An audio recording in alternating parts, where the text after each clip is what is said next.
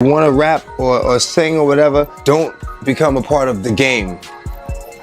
You know what? Listen to a song I called The Industry. A lot of the love I had for wanting to be a part of the industry is not there anymore. I don't even associate myself with the industry, you know what I'm saying? I'm not an industry artist. I'm an artist in the industry. That love I had for it, the passion, the hunger, it's faded. I don't feel connected to this industry like I used to. I don't wear its label. I'm not their artist. I'm my own. You know what I'm saying? I'm not an industry artist. I'm an artist in the industry.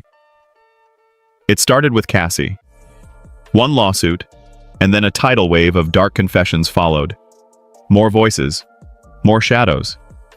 And in those shadows, a familiar name echoed. Jay-Z. 50 Cent didn't hold back, saying Jay's gone ghost to dodge the fallout. But the twist? It's coming from the past.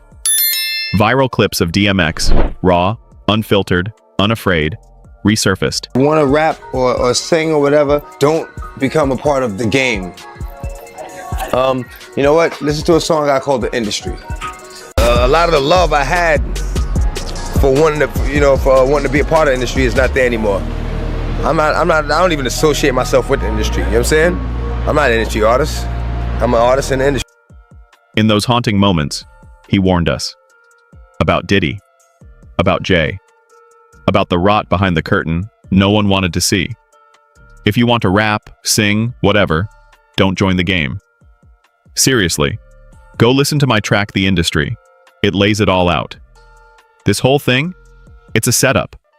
They're not trying to support talent. They're trying to kill the competition. First, they retire MH. Then they push me off the label. And just like that, they're back, rapping again. It's all a move. Next thing you know, they dress him up, hand him lyrics someone else wrote, strip him of his publishing, and act like it's business as usual. DMX wasn't quiet. He called Diddy out, said he was out here manipulating his artists like chess pieces. And he didn't hold back on Jay-Z either, dragging him for getting close to the industry's puppet masters, the ones who pull strings behind the curtain. Diddy gave Mack an ultimatum. Drop your manager, or you're done. Craig stood firm, said no. Puff straight up cut him off. I was right there, heard it with my own ears. DMX saw all this go down. Makes you wonder what else he witnessed. What broke his trust? What made him walk away from the machine? Let's keep it real. DMX didn't sugarcoat anything. He straight up said the love he once had for the game? Gone. The industry? He doesn't even claim it anymore. He's not part of the machine, just an artist who happens to be in the room. And now, everything's cracking. Diddy's legacy? Shaking. His name's tangled in lawsuits, arrests, and a storm of accusations that won't quit. And Jay-Z? He's getting dragged into the mud too. Fast. A resurfaced interview brought DMX's darkest warnings back to the surface, and this time, the world's listening. He spoke on Diddy, saying things few dared whisper. How the mogul allegedly broke down his artists, took their work, controlled their image, and drained them of ownership. He mentioned the locks, how their signing seemed like a blessing, only to turn into a silent trap. Diddy dressed them up, stole their words, and stripped their rights. DMX saw the play and backed off. But the most disturbing part? His use of the word grape. Some heard it as a metaphor, a warning about creative theft. Others aren't so sure anymore.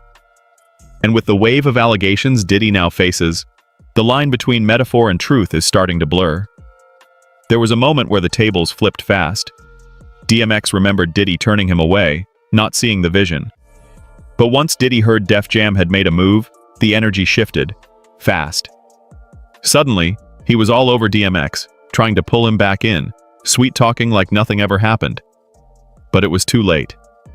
DMX had already seen what went down behind Bad Boy's polished image. And real shit is that at least he told me to my face what he felt. And when D told Puff, he said, yo, if you like the loss, you're gonna love X. And I spit or whatever, and he was like, his voice is too rough, he's not marketable. Didn't like it, But I had to respect it. He fucked up. Let's make some noise for Puff fucking up. Hold up. He came right behind and tried to clean up. So maybe 3 weeks later, when he found out I was getting signed for Def Jam, he was like, "Yo, I'll lace your pockets. I'll double what they gave you and lace your pockets." I'm like, nah, homie. Because if you didn't see the beast that I was, what point did he tell you that? What point? I told you, like maybe 3 weeks after I got signed to Def Jam. He was like, "Yo, I'll lace your pockets. I'll double what they gave you and lace your pockets." I'm like, nah, I'm cool. And it didn't sit right. He saw how the game was played there. He wasn't about to let himself be used, not like that. Just 3 weeks after signing, Diddy came back begging, promising more money, more perks. But DMX didn't even blink. "I'm cool," he said. The door had closed, and he wasn't looking back. Jay-Z and DMX weren't just peers. They were rivals tangled in a mess that went way deeper than the music. They came up in the same era, late 90s, side by side in the spotlight. And while it might have looked friendly on the surface, things got messy. In my mind, this is what I believe. I was like, he can't rap better than me. The lights are off. He's in the hallway.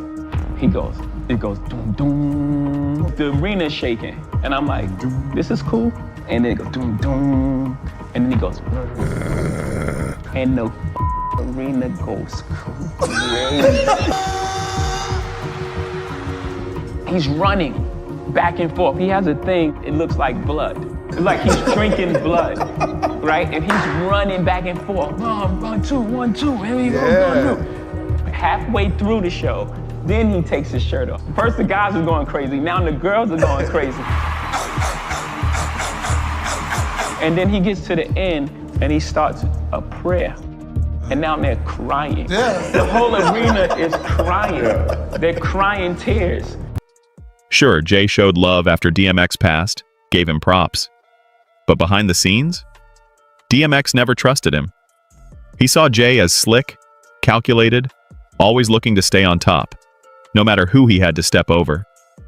DMX even accused Jay of snatching the Def Jam presidency just to sabotage his 6th album. That's not beef, that's war. Jay-Z never admitted to blocking DMX's album, but here's what threw people off. Just days after DMX passed on April 19, 2021, Jay hit LeBron's show, The Shop, and started talking legacy. A little bit just about like what he meant to the culture and maybe meant to you personally. By the way, the first time I boycotted the Grammys was for him. We both came out that year. He didn't get nominated. He dropped 2 albums, had 2 #1 albums in the same year. Right. I remember that. They didn't even nominate him. I won that year for rap album. So my first Grammy win, I wasn't in. I wasn't even in the building because I boycotted it for him. So there was a competitive thing, but it was big love. He was so competitive with me. I never met a human being more competitive with me, like ever. Not even my big brother. Like no one.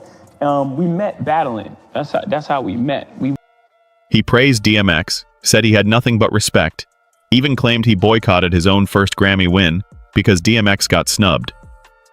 "We both dropped that year," Jay said. "DMX didn't even get nominated. I won, but I wasn't showing up." The tribute hit all the right notes, but something felt off. If it was all love, why did it go so left behind the scenes? DMX dropped 2 albums in 1 year. Both went #1. And still, no Grammy nod. Meanwhile, Jay-Z won Rap Album of the Year and never showed up. Why? "I boycotted that F," he said. "I wasn't walking into that building if DMX wasn't nominated." Jay admitted it. There was competition. Heavy. But also, a weird kind of brotherhood. DMX was more competitive with me than anyone. Even my own brother. It was war, but with love. Or so it seemed. Jay made it sound like DMX was chasing him. But according to DMX, it was the other way around. In 2004, Jay-Z took over as Def Jam's president. And that's when things flipped. DMX had carried the label from '98 to '03, dropping 5 straight #1 albums. He was the face of Def Jam, the powerhouse. But the moment Jay stepped in, DMX said the sabotage started.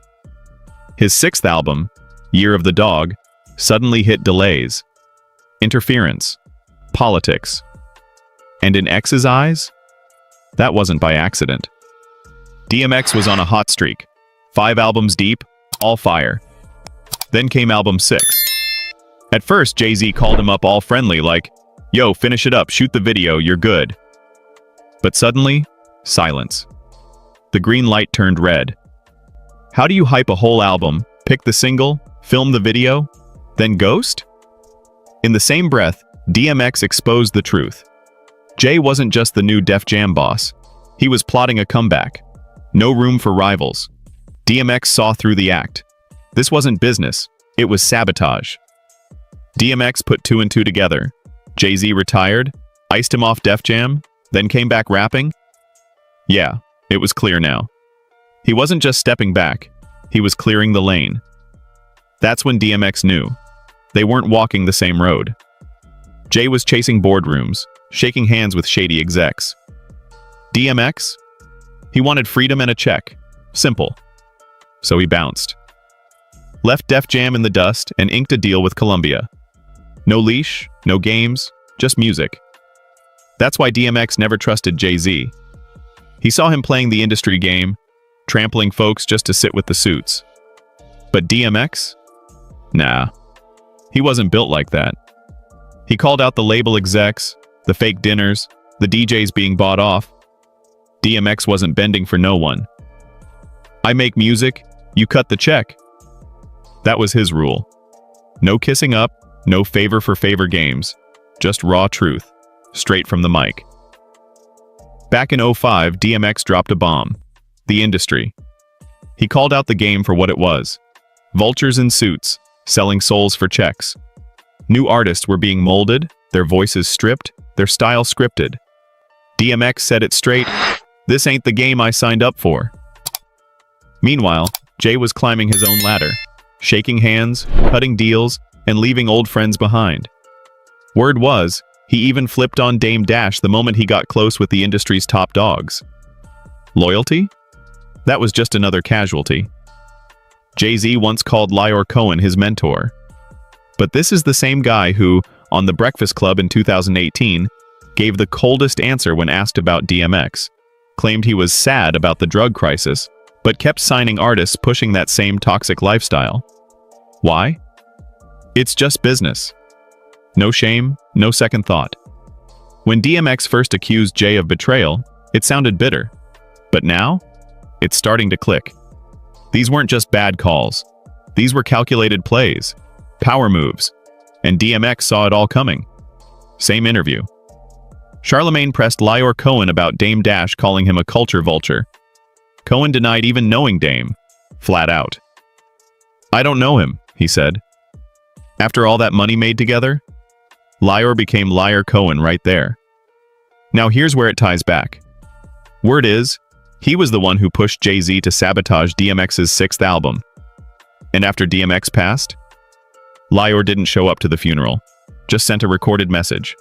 Cold, called DMX a gremlin, said his death was no surprise. That's not just disrespect, that's a smoking gun. Can you believe that? Those cold words came from Jay-Z's own mentor. Lyor Cohen literally said DMX's death wasn't a surprise, called him reckless, a gremlin. Like DMX was just some out-of-control problem that finally crashed. But in the same breath, he tried to play it sentimental, talking about how Earl loved fishing and deep convos. Man, miss us with that fake love. Now it all makes sense. DMX never trusted Jay-Z, never trusted Diddy. He warned us about this dirty industry, how these big names wear fake masks and play dirty behind the curtain. And guess what? Fans are now saying the skeletons are just starting to fall. DMX always kept it real.